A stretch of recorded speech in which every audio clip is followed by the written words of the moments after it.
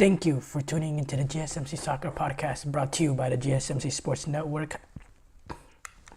We have a great show for you today. We will be discussing the USMNT defeating New Zealand 4-1 in their second Olympic game match of this men's Olympic soccer game match of this Olympic Games. We'll also discuss Matchday 2, the rest of Matchday 2 from Olympics men's soccer.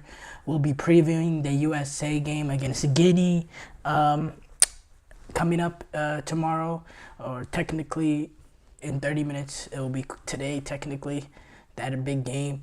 And then make sure you stick around for the end of the show, where I'll be giving you my thoughts on some of the Olympic men's soccer Matchday 3 previews of the rest of the games going on.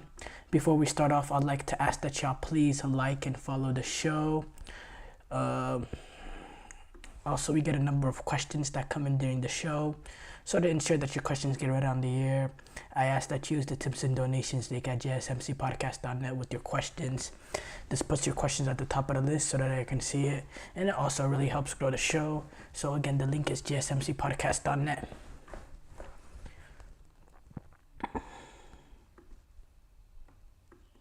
We have to start off with the U.S. men's Olympic soccer team being able to defeat the likes of New Zealand 4-1 to right the wrong of losing 3-0 to France in that opening game by getting some goals in there, by making up that goal differential, bringing up your goal differential to 0, and also getting a crucial 3 points against a New Zealand team that was coming in relatively pole position to get out of this group, with the fact that they started off their opening game with a win, and they found themselves in a position that if they could take care of the US, well, they're going through at the expense of the US, and well, they didn't take care of the US, and quite frankly, they got done by the US in a game that wasn't close in terms of play on the field, but a game that really should have gone, the U.S. should have gone more out of the game. It should not have been 4-1. They should not have conceded later on in the first place, number one. Number two, with New Zealand, with the U.S., there was opportunities that they had that really make this game disappear early on, where it wasn't a contest in the second half, but they had their chances. And to be honest, it's still a little bit of a concern in the fact that in terms of open play, it doesn't seem like we'll be able to create, despite having being more on the front foot, being completely dominant in the way we didn't create enough clear-cut chances. We scored the first goal with the penalty kick opportunity, which was perfect. That was, that's the perfect way for a team that does struggle in terms of the goals to, get the breakthrough. But then if you continue on and watch in that the second goal, it was a scruffy sort of free kick. Third goal, it was a decent opportunity created. Another scruffy goal from Busio, and it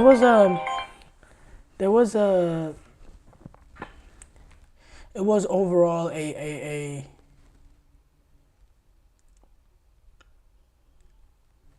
both-sided performance in terms of positive and negative. The positive, obviously, is getting the win. That was ultra important. You couldn't put into words how important winning this game is. Winning this game was absolutely crucial for the U.S. Olympic soccer team's chances to go through, because you start off with the loss. It's self-explanatory. This is not like the European Championship where third-place teams could potentially go on. It's not like that. It's top two, and it's win or die, and a survivor died today, and it was survive, or a few days ago, and the U.S. men's Olympic soccer team survived. But yeah, just not enough opportunities created within open play, in my opinion. Not enough clear-cut opportunities created, and I still think for an overage player, Mihailovic, yes, he wasn't bad by any means. He was not bad, but he wasn't good. He was just there. He was just there. And for someone who's an overage player playing that sort of advanced midfield position, that's the sort of player that needs to take the game by the scruff of the neck, and that really dictates how the U.S. create opportunities. And we just didn't see that from Mihailovic. You know, he had a great penalty. I'll give him that. He had an amazing penalty, a great way to step up as a leader, being one of the overage guys. And apart from that, there was nothing. Even the goal that they scored, the set piece opportunity, the cross he put in was a horrible cross. I mean, it was completely under hit, and you know, a few, you know, ricochet or a squatting header, and then a few ricochets. It gets to the likes of Walker Zimmerman, who also he had another good game, by the way. He has been very solid as an overage player so far in this tournament. Miles Robinson, I can't really say the same. That he was as well shaky again in this game for an overage player standards, because they should be held at a higher standard than the rest of them. You know, the rest of them. We should not hold Miles Robinson to the same standards that we hold Tolkien. I thought Tolkien and Harriel were very good. Decent. Harriel won the opening penalty. I thought they gave us width. I thought they defended really, really well. And I thought overall they were pretty solid in both games in terms of what they were able to provide in terms of, because I think when we're on the front foot and we have fullbacks making those overlapping runs, I think we are more of a threat, and we can really scare some teams going forward, because there is ability, there's work rate. They have the energy levels, both Harriel and Tolkien do, to go up and down, which is very pleasing to see in this game. They had the energy levels, especially in the first half, to make those runs. And overlap on the wingers and all that, but they also had the energy to go back and defend. And you saw Paredes; he was able to help out. He was able to help out on his side when Tolkien would go up, and you see the same with Aronson. You know, we have wingers that are willing to defend, or that are willing to drop back once in a while, and that makes it pivotal. I think another thing is, you know, in that last 20-30 minutes, I thought we looked really, really good. Especially, I'd have to say, Griffin Yao. You know, he's been really good in the spare minutes that he's had in this tournament. He's been pretty good. I thought Griffin Yao was very, very good coming in, and he should be a real contender to break in there. I discussed maybe playing him in a false nine position, because I think he has more quality overall than Duncan McGuire. But if he does come in, he'll probably go like for like. He'll probably take out Paredes, who Paredes has had sort of an up and down. No, not even up and down. It's not the best tournament so far. He's had to do a lot of defensive works, protecting the likes of Tolkien going up and down, or Harriel going up and down. But he's a really, really good player. He has the quality, but I think Griffin Yao has been really, really solid off the bench. I thought Taylor Booth came in and gave us something a little bit different. There's some quality in this team. There definitely is. I think they gave us more than Duncan McGuire and Georgi Mihailovic, who both just were not that good. Tanner Tessman, I thought, showed some really, really good qualities in midfield. His ability to defend in front of a back line and also to pick out a ball, that he was really, really solid. He was a threat on set pieces. That Busio was good when he was able to be available. He got hurt, which could be a big loss, because I think he's been one of our best players so far up to this point, and that'll be a big loss if he's not available to return against Guinea. And, we'll probably have to shift up how we're going to do it in the midfield. I think Jack McGlynn is probably the like for like in that position. Maybe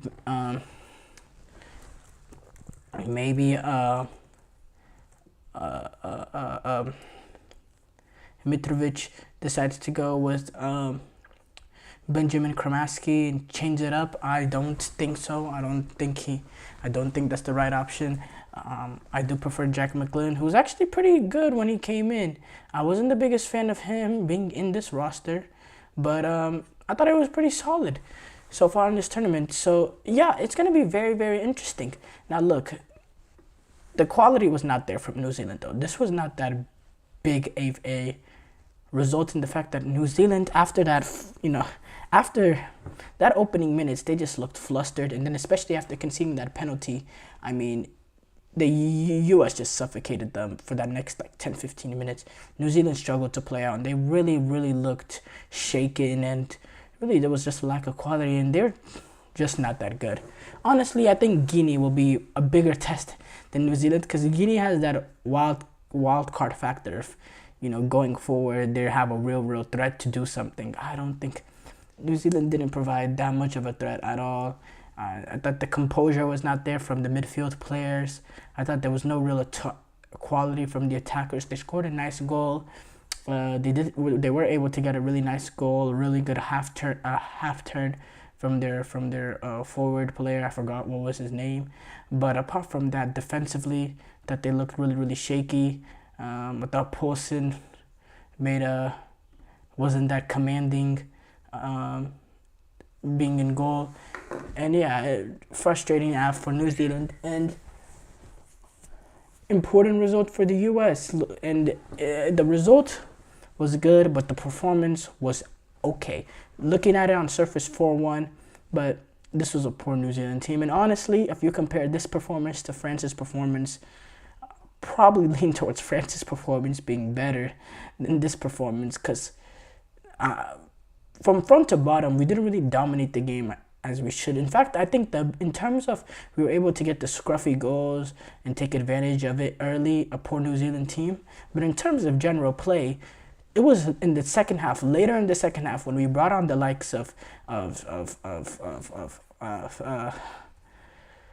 Griffin Yao and the crew.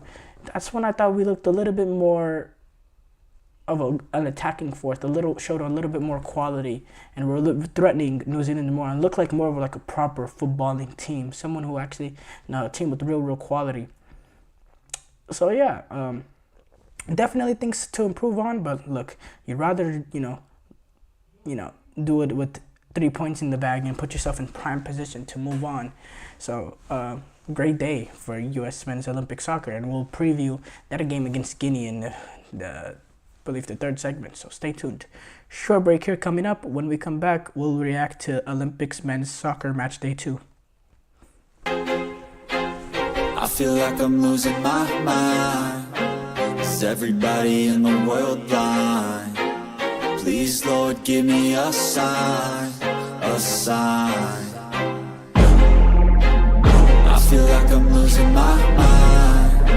Is everybody in the world blind? Please, Lord, give me a sign, a sign. I wanna be the greatest. Everybody on the fake shit. I look around and feel like everybody is the fakest. I make this every day and I'm impatient, hoping one day I blow up from the basement. Statement, the top is so vacant. I don't hear shit that I think is amazing. Waiting for my day when I'm playing sold out shows for 1,000 faces. Hey, give me that crown, get in my way and to be put down. It ain't your place, all this my town. If I want that shit, then I'll get it right now. I'm losing it, the noose it fits. I'm losing shit, a stupid myth. You choose to live or choose to dip. You choose to fight or lose your grip and lose a gift. I feel like I'm losing my mind. Is everybody in the world blind? Please, Lord, give me a sign, a sign. I feel like I'm losing my mind. Is everybody in the world blind?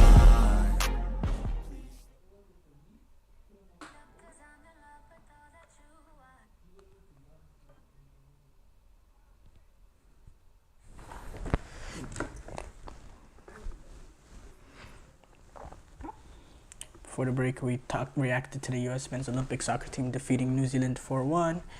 We move on to discuss Olympic men's soccer match day 2. Obviously, it was a amazing day of football, of Olympic soccer. We had some crucial teams get bouncing back to get wins after disappointing opening days.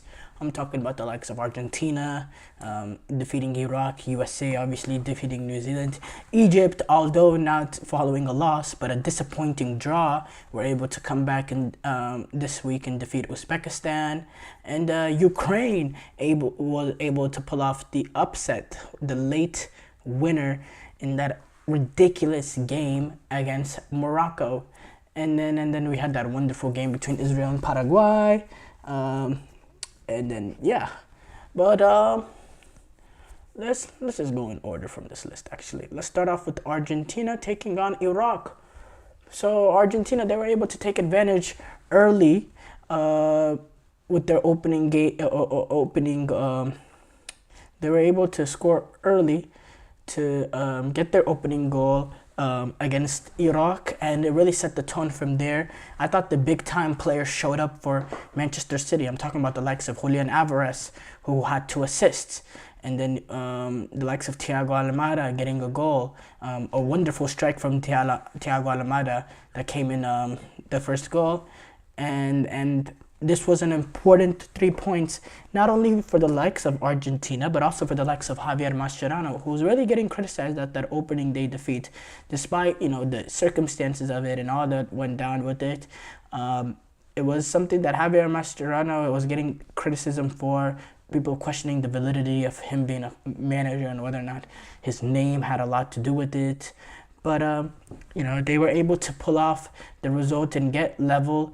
And it was a big win for them because this puts them level with Iraq and Ukraine. It puts them level, and Morocco puts them with the Ukraine stunning Morocco. It puts everybody at 3 points entering that final day, and it puts Argentina in a position that, they control their own destiny. They're right now top of the group based on goal differential. So if they can match any other result, they'll be the team that wins the group, and that'll be important because you want to put yourself in a position in those 4 to avoid France and put yourself, if you avoid France in the quarterfinals, you put yourself in a position in the quarterfinals. You're probably playing USA most likely. Then you're one game, and then you're there, and then you're a US game away from being in a medal game in a semifinal.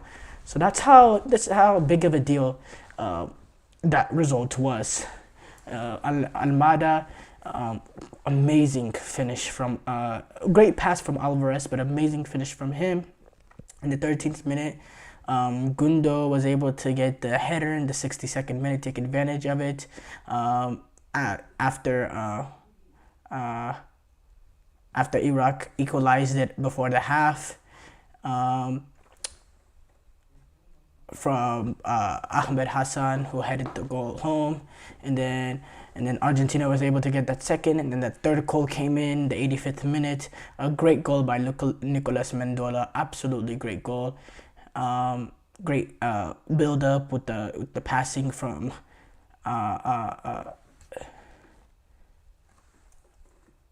the passing of Argentina, and then Fernandez was able to get the goal. Fernandez was able to get a really, really important goal for Argentina that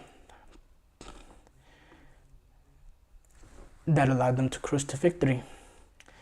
Dominican Republic took on Spain, but Spain were able to get the 3 points. And Dominican Republic actually put up a good fight despite going down to 10 men. This was a Dominican team that's, really tight, really comfortable with parking the bus and allowing them to absorb pressure. But, when you have the likes of quality that Spain does in terms of technical ability, they also can have the cleverness and ability to break them down, in which Fermin Lopez was able to break them down in the 24th minute. But Dominican Republic was able to equalize after with a header by Angel Montes de Oca, and that was like an amazing moment for them because, after Spain was able to get that goal, I really struggled whether or not, I thought this game was about to go up and away. I really did not see any possibility that the Dominican Republic can get their self back into it. And the fact that, when you're playing that defensive sort of system, the worst thing that can happen is you concede, and you concede early. and that's exactly what happened. But they were able to get a cross in, take advantage of it on a corner kick, which is the perfect way to take advantage of it. If you're not going to be able to create much chances, the perfect way to, get that goal is through a header, in which they were able to get that header, and then the big moment of this game was the end of the first half. Edison Ascona, Dominican Republic player, was given a straight red card in stoppage time, right before halftime, for kicking Pau Cubarsi in the groin area. And then from there on, with Dominican Republic playing with 10 men, it was always going to be a disadvantage. And Spain took advantage of being up a man shortly after the kickoff, with a deflected shot from Alex Baena to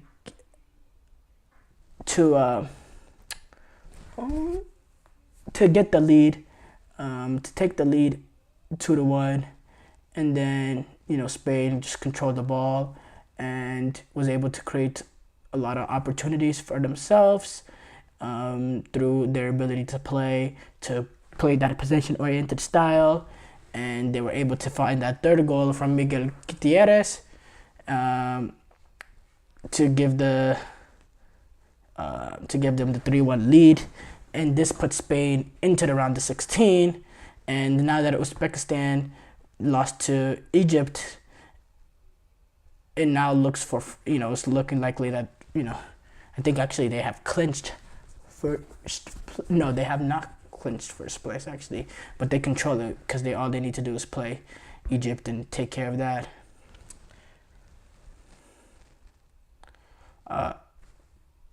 Dominican Republic is not exactly eliminated either. There's a pathway for them. Obviously, they need to beat Uzbekistan, and then it's like goal differential battle with them in Egypt.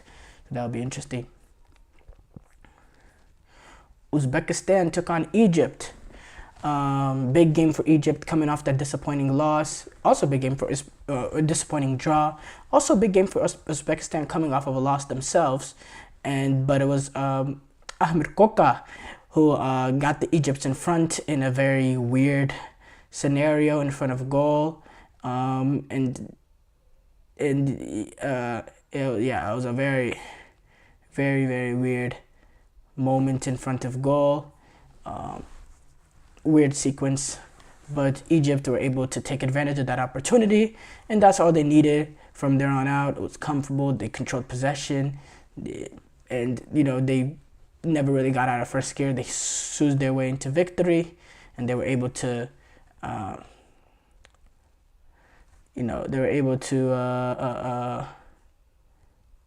to win the game, and important win for them.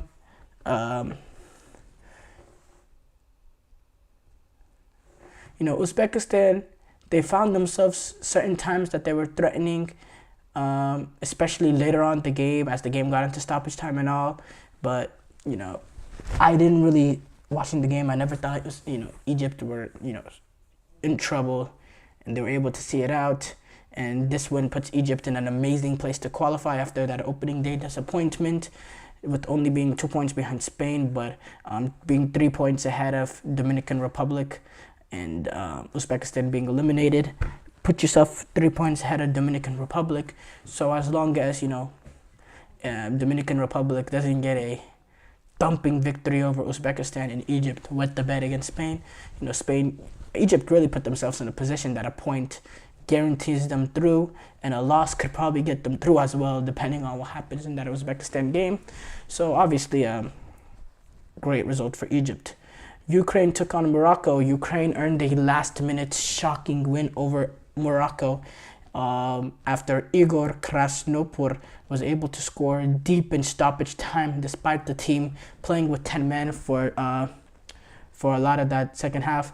So Morocco, they controlled the duration of the game. They owned so much of the possession, and they looked much more threatening, especially down the stretch in that game, despite Ukraine getting the winner at the end. Morocco, especially since that red card, really dominate possession, really dominate chances created. But it was Ukraine that was able to get it first on the score sheet through Dimitro Kriskiv in the 22nd minute. For the rest of the half, Morocco, they threatened. They couldn't get that goal. But eventually they were able to get on the score sheet in the second half, shortly after Volodymyr Selyuk received a red card for fouling Sofian Rahimi in the penalty box. It was those sort of double jeopardy plays, penalty and the red card. Rahimi, he placed the ball into the back of the net, and it made the team level in the 64th minute. And then Ukraine, they really had to sit down and bunker for those last 20 minutes and defend a lot of great opportunities that came from Morocco. A lot of possession, a lot of great play. But Krasnopor was the one at the end, despite all the domination from Morocco. Krasnopor at the end, sort of a late game, sort of goal against the run of play, extremely against the run of play, taps the ball into the net from close range in the 8th minute of added time, and completely shakes up the group because of that result. Now you find yourself in a position that all the teams have 3 points entering the final match day, and anything is possible. So that leaves us with great two watch games on Tuesday, with Argentina taking on Ukraine and Morocco taking on Iraq.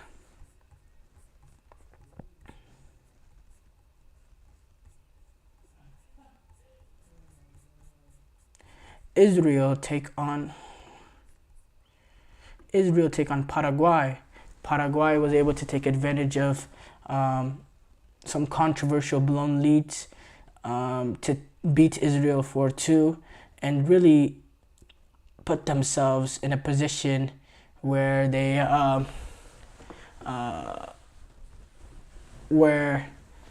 really reignite their hopes of reaching the knockout stage after that hopeless opening day dumping by Japan, 5-0. And, Paraguay, they took leads in the first and second half through Marcelo Fernandez and Brighton's Julio Enciso, but they were both answered by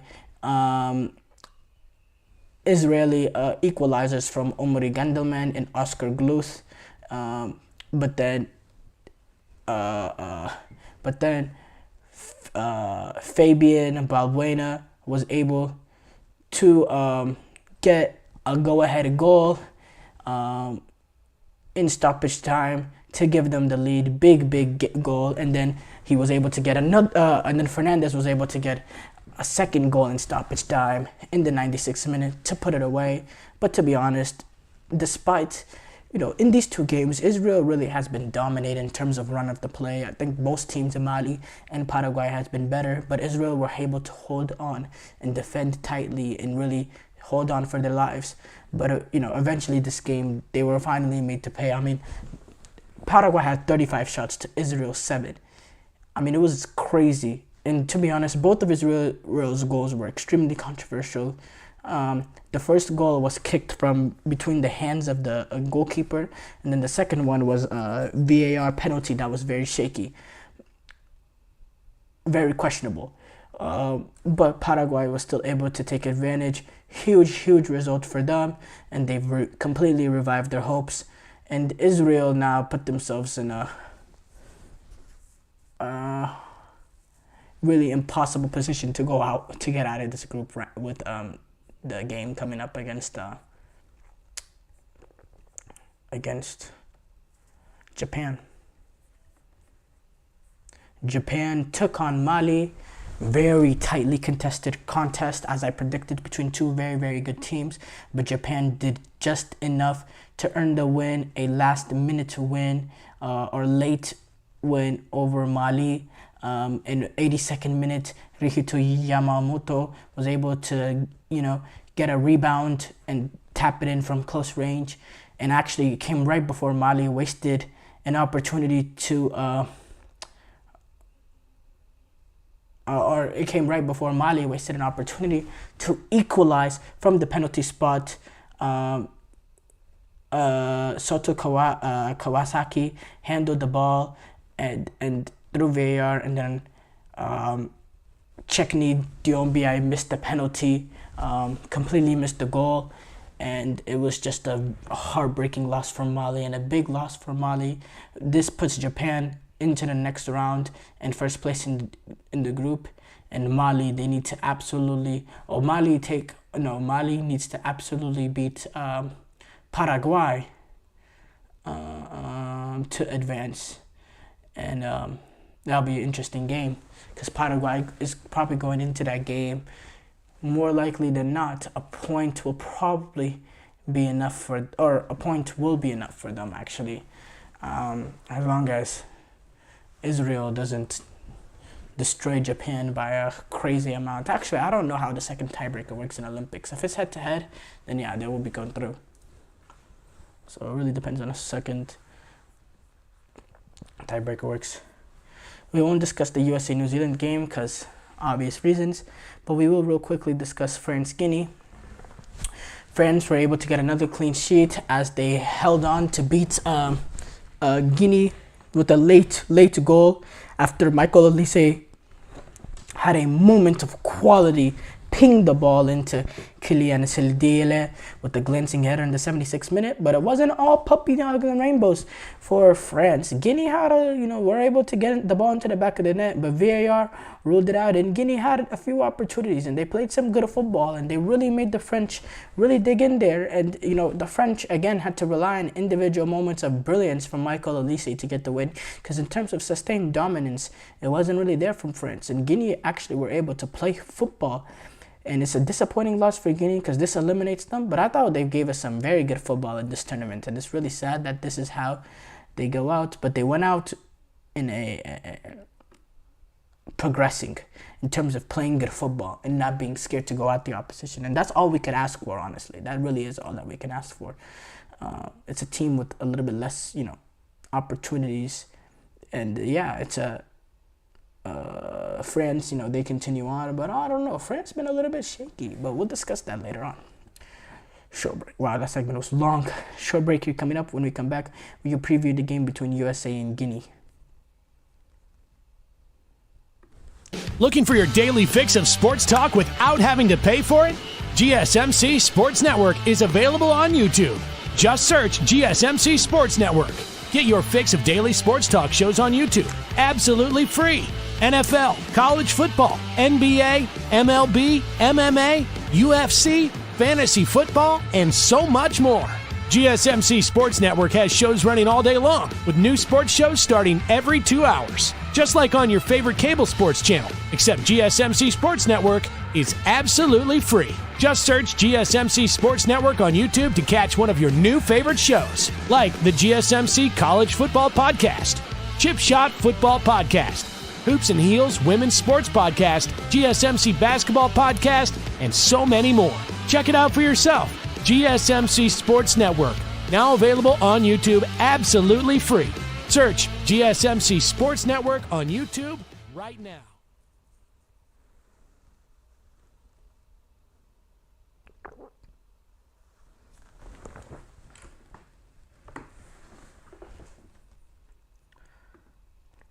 U.S. men's Olympic soccer team take on Guinea.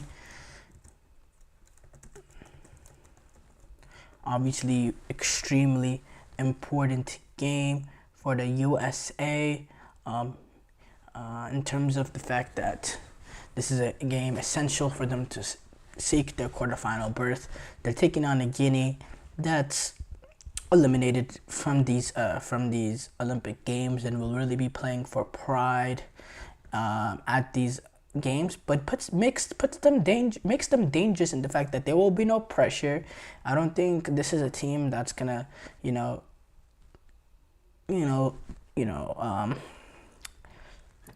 throw it in the bins and down tools in this game. Guinea's gonna give the US all to fight for. This is a Guinea team that's playing in their first Olympic game, so they're not just gonna waste this opportunity to get their first point at the Olympic Games because they haven't gotten a point yet so far up to this point. So it's gonna be a huge game.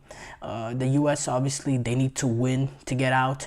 A draw could probably be enough, but you put yourself in a position that you're relying that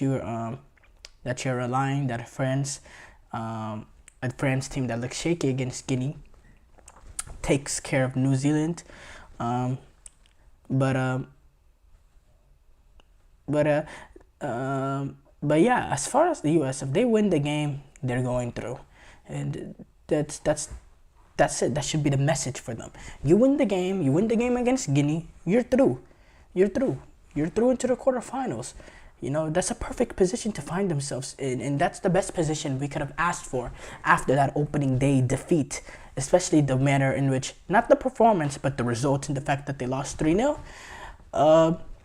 It was a great bounce back victory against New Zealand, winning 4-1, puts goal differential back level, while New Zealand, you drop down New Zealand at the same time to -2. It was not a performance that we should be proud of, but a result that we should be happy about. There's no two ways about it. Should have been more, could have been more, wasn't more, but still enough. If we came in saying 4-1, we would have been happy with that before the tournament. And now you're taking on a Guinea team that plays some excellent football in this tournament, in my opinion. Really played up and down with France, not being afraid to go at them, not being afraid to go at them. Same with New Zealand. I think New Zealand, I thought New Zealand were more clinical and were more professional in the way that they did it, but I thought Guinea played the better football and looked more threatening. And even in the France game, they played football with them. 12 shots to 9 for France, 4 shots on target to 2. They weren't dominated by any stretch, had about 45% of the possession, and they created some opportunities and some clear-cut opportunities. And so Guinea is able to play. They have players with attacking intent. They're not afraid. You have the likes of guys that have some real quality in this team in terms of Naby Keita, really good player. Ajax Moriba was part of the Barcelona setup. Now he's playing at Leipzig. These are not players that are world class by any means, but these are players with real quality and players that will get into the U.S. Olympic starting 11 easily. So, we cannot underestimate Guinea. They have the attacking ability in transition with the pace, with the quality, to give us trouble, to cause trouble for our back line. And defensively, there are, maybe there'll be some holes that you can take advantage of there. Absolutely.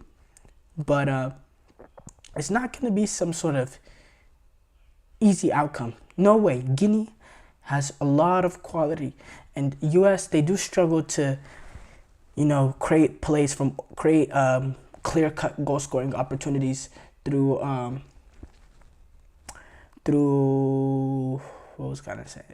open play. We took advantage of set pieces in this tournament in that second game with the penalty against New Zealand and a cross from a free kick position, but didn't create much in terms of open play.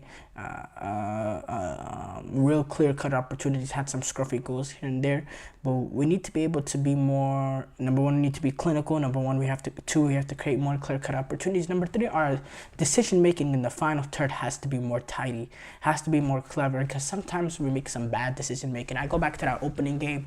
Paxton Aronson gets the ball. There was multiple plays that I questioned his decision-making. Number one, he gets the ball. He's able to get past the fullback, and then he decides to strike a near post, even though it was perfect to go curl it back post. That was the perfect shot in that moment. He had another opportunity where he had a chance to play the ball in, few runners going in. Instead, he tries to blast the ball and gets and blasted off one of the French defenders. Doesn't even threaten the French goalkeeper. Decision making got to be more tighter, got to be more clever, got to be more alert. Absolutely. There's places that this U.S. team can improve. And I think Guinea will be more of a test than New Zealand, in the fact that I think Guinea has better footballers. I think Guinea overall plays more threatening football. And they just play with more energy and more desire. New Zealand, they're a little timid in the fact that, the energy levels from New Zealand is a little bit more composed, a little bit more, laid back from New Zealand in there, and they're playing not to lose rather than win. Guinea is a team that'll come at you, they'll bring numbers forward, they'll show their pace, and they'll be afraid. They won't be afraid to open up, and they'll play end to end, and they'll play end to end with some real quality. So this is a team that the U.S. men's Olympic soccer team, they cannot underestimate by any means. This is a crucial moment for the U.S. and it'll be one of the best moments in U.S. Olympic soccer history if they can get through. This is not something that's happened since, I believe, the Olympics in 2000. I believe so, because I know we have not qualified since 2008, and we didn't make it out of that group stage in Beijing. So I'm pretty sure, and I don't think we qualified for the 2004 Olympics as well. So I'm pretty sure this will be it, but I need to fact check that. But it's a great moment, and I believe, this is the sort of moment you win this game, you get through the knockout stage. In the Olympic stage, I think this puts the U.S.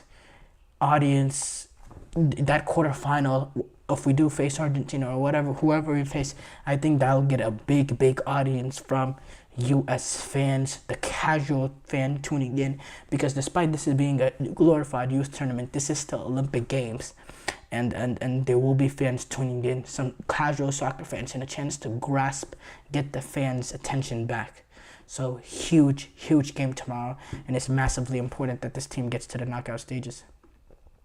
Short break here coming up. When we come back, we'll preview Olympic men's soccer match day 3.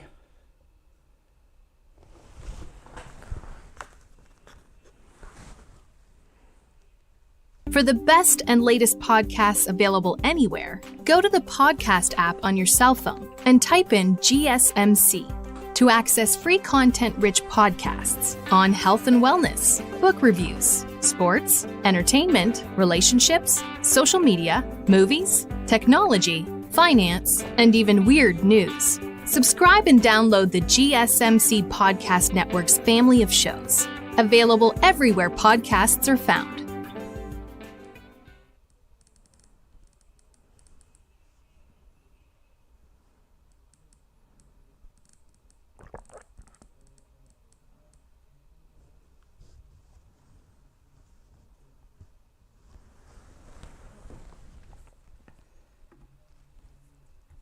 Before the break, we talked about the U.S. men's Olympic team taking on Guinea, previewing that game. Now we preview the rest of the games that are coming up. These Olympic match day 3, men's soccer Olympic match day 3, and obviously big game. A lot of teams are going to be decided whether or not they move on or not. High stakes in this game. So we'll discuss what the essential ties here. So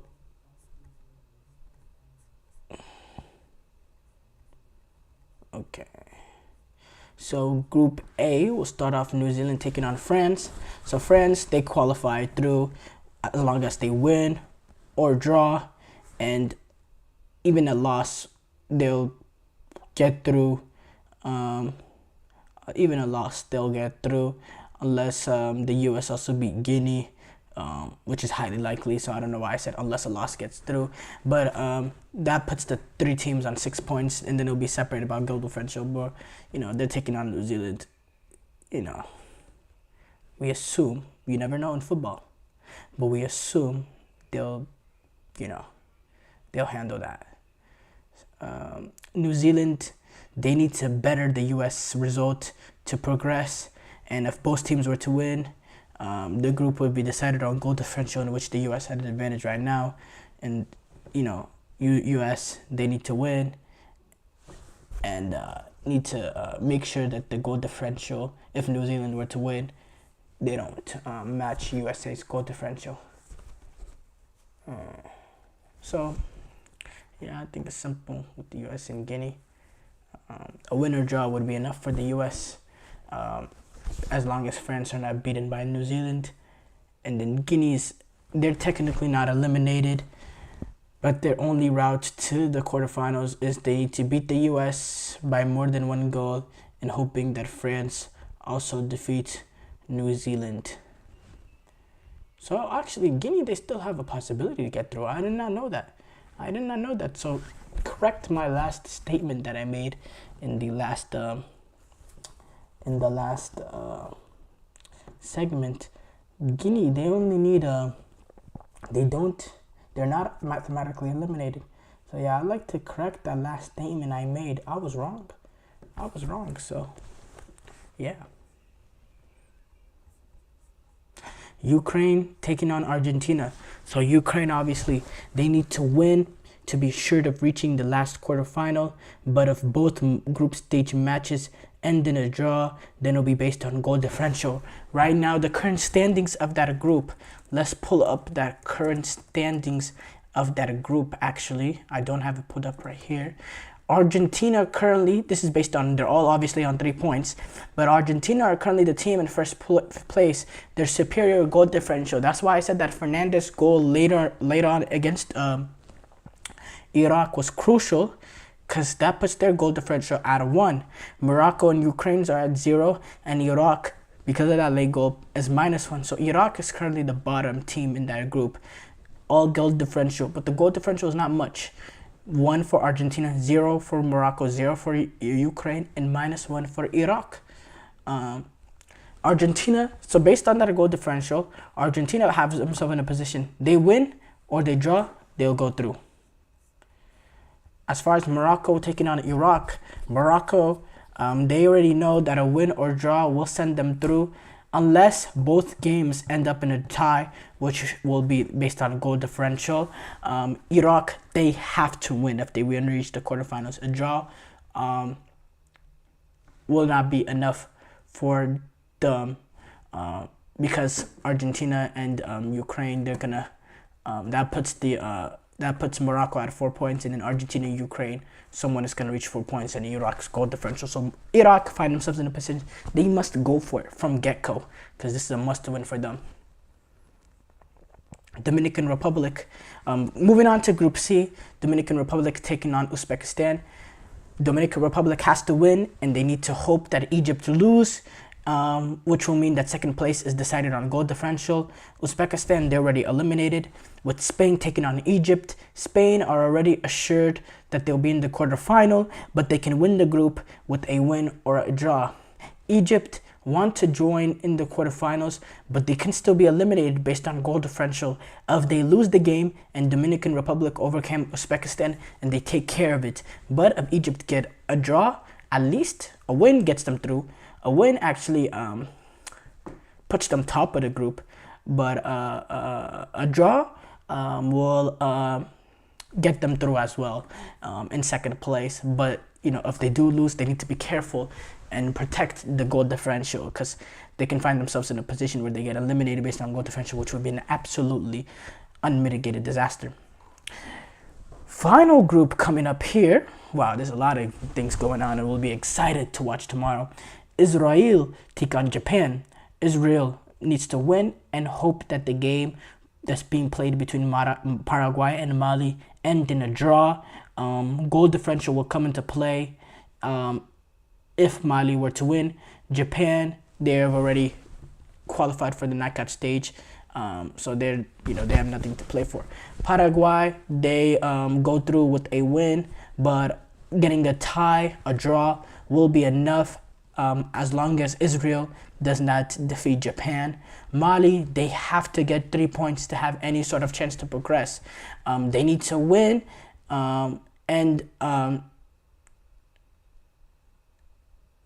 they need to win and hope that Israel does not have a higher goal differential than does not defeat. They need to win, and they need to hope Israel does not defeat Japan by enough goals to finish above Mali based on goal differential. So yeah, there's a lot to play for. A lot of teams are still in it. Most teams are still in it, and this final group stage game is going to be exciting. Big games coming up for a lot of teams.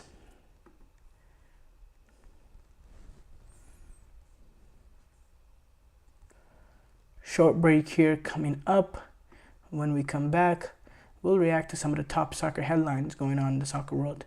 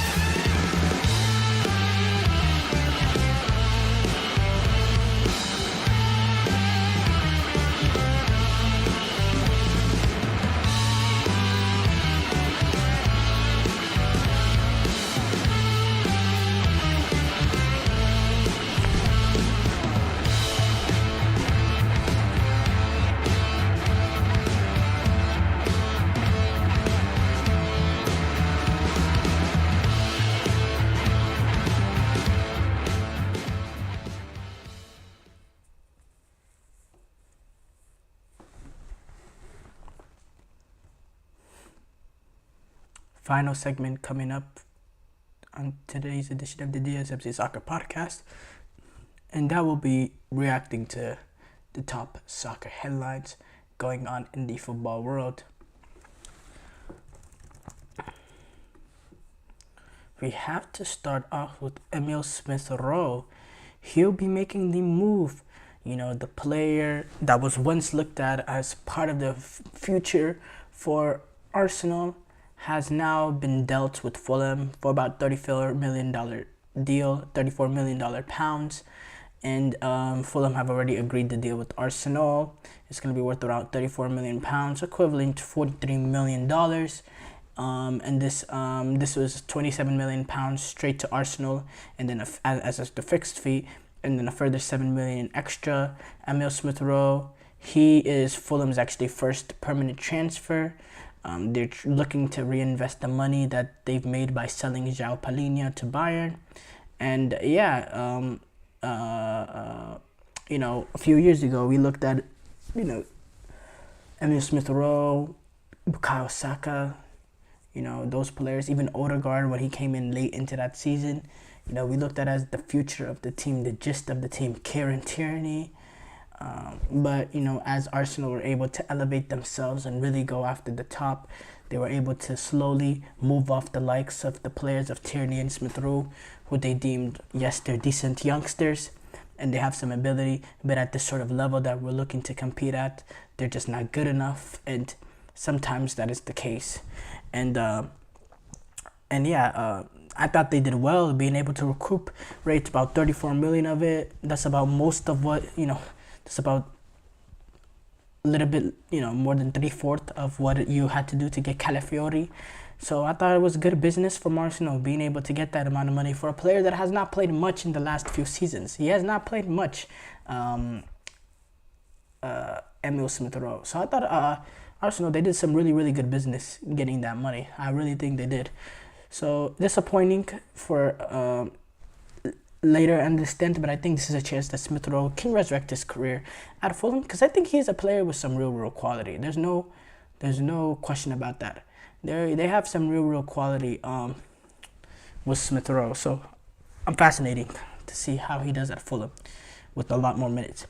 Manchester United, they're hoping to build a 100,000 capacity seated stadium within the next 6 years, sources say, and they're expected to make a final decision soon on whether or not they want to build a completely new stadium or redevelop Old Trafford. This project is set to cost about £2 billion excess. And United, they want to deliver a stadium with the capacity between 90,000 and 100,000. Sir Jim Ratcliffe previously said he would prefer to build a new stadium on the site of Old Trafford. But plans, they have not been finalized, and they look to talk, they want to talk amongst themselves. They look at SoFi Stadium in Los Angeles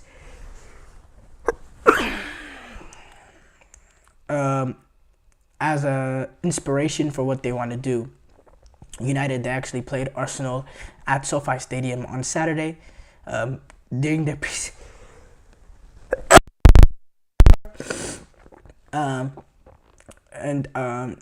apparently the club bosses have visited LA a number of times over the last few years. So this is something they're very excited over. Andy Cole, former United striker, who's part of the group of, bosses that went to LA against Arsenal, said Manchester United fans and everyone in the north of England deserve a truly world-class stadium, and SoFi set the standard to aim for. I don't draw the comparison lightly, but you can see a parallel with the opportunity back home in Manchester. A new or redeveloped stadium at Old Trafford could be the focal point of revitalization in the surrounding area. Sources say United fans have also visited Bernabeu in Madrid and time at Wembley, as well as following the Chicago Bears. They have a project, the Burnham Park project, which was a plan for Chicago. So they have inspiration, and it'll be very, very fascinating to see whether or not this gets done. FIFA have received official formal bids for the 2030 and 2034 World Cups. They did these in Paris while the Olympic Games going on, and got their exclusive bids for the World Cup in 2030 and 34. Obviously, the 2030 World Cup being co-hosted by Spain and Portugal and Morocco, plus 3 individual games for in Argentina, Paraguay, and Uruguay. And then Saudi Arabia being the only candidate for the 2034 World Cup. And these 2 bids, they're going to be confirmed on December 11th during an online meeting, as they're both the exclusive bidders. So yeah, it's there's that going on.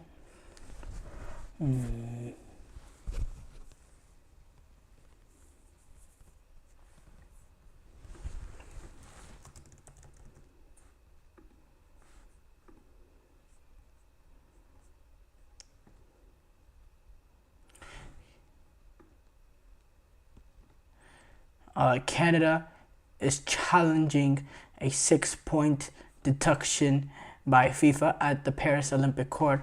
So Canada is appealed against being docked 6 points by FIFA during their drone spying scandal that's going on so far these Paris Olympic Games.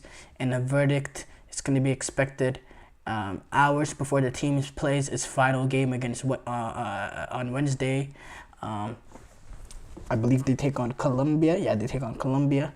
FIFA, do they take on Colombia? Yeah, I think they take on Colombia. Yeah, they take on Colombia.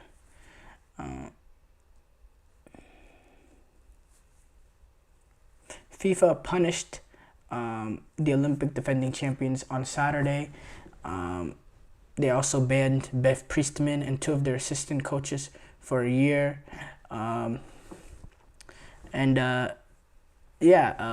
The appeal is based on the disproportionality of the sanction, the Canadian Soccer Federation said. They also say, which we believe unfairly punishes the athletes for sanctions they had no part in, and goes far beyond restoring fairness to the match against New Zealand. Canada takes on Colombia in Nice on a Wednesday night, and they need to know where it stands before the game starts, so they will know. The detection by FIFA will wipe out what Canada has done in their opening 2 games against New Zealand and France, when they were able to get that last-minute stunner over France, the host nation, with the second half comeback goals. And now, but even with the 6-point deduction, Canada can still advance to the quarterfinals in this tournament if they win on the field Wednesday, because of the fact that 2 third-place teams in the 3 group will go to the knockout stages. Canada officials say no player was involved in any alleged cheating, which they suspect has been a systematic issue over for years, potentially. But that's an interesting and a horrible place for the players to be in, needing to wait till hours before the final game to know, whether or not you really have to go for it in the final game, despite, pulling off that absolute stunner against France. It's a tricky situation.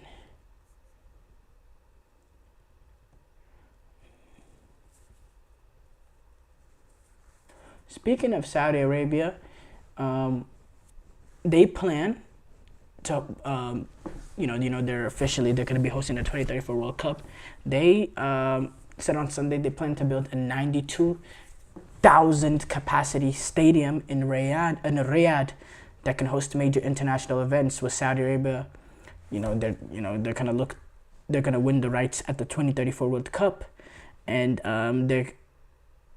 it's set to be completed. Should be set to completed in 2029, years before the World Cup, and it'll be the main base of the Saudi national team, and it'll be a part of a sports complex that'll have an indoor sports hall with an Olympic-sized pool and other facilities, and it'll be named after Saudi King Salman. The SBA said the design was chosen from several submissions by 6 international companies, ensuring that it meets FIFA requirements and standards of sustainability and architectural excellence. That's an Olympic-sized pool alongside all 92,000 capacity stadium. That's what you can do when you have a lot of money, and we know Saudi is blessed with a lot of money. But yeah, thank you guys for tuning in to the GSMC Soccer Podcast presented by the GSMC Sports Network. Your support means a lot to us, so please remember to subscribe to the show and leave a positive review. It really does make a difference. We also invite you to follow us on Facebook, Twitter, TikTok, and Instagram for more content and updates. So thank you once again, and have a wonderful, wonderful day.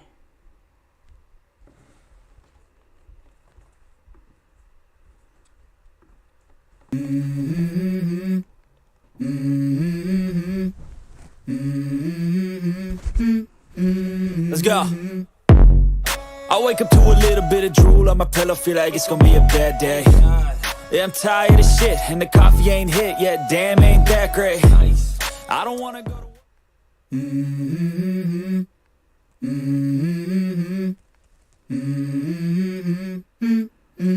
Let's go.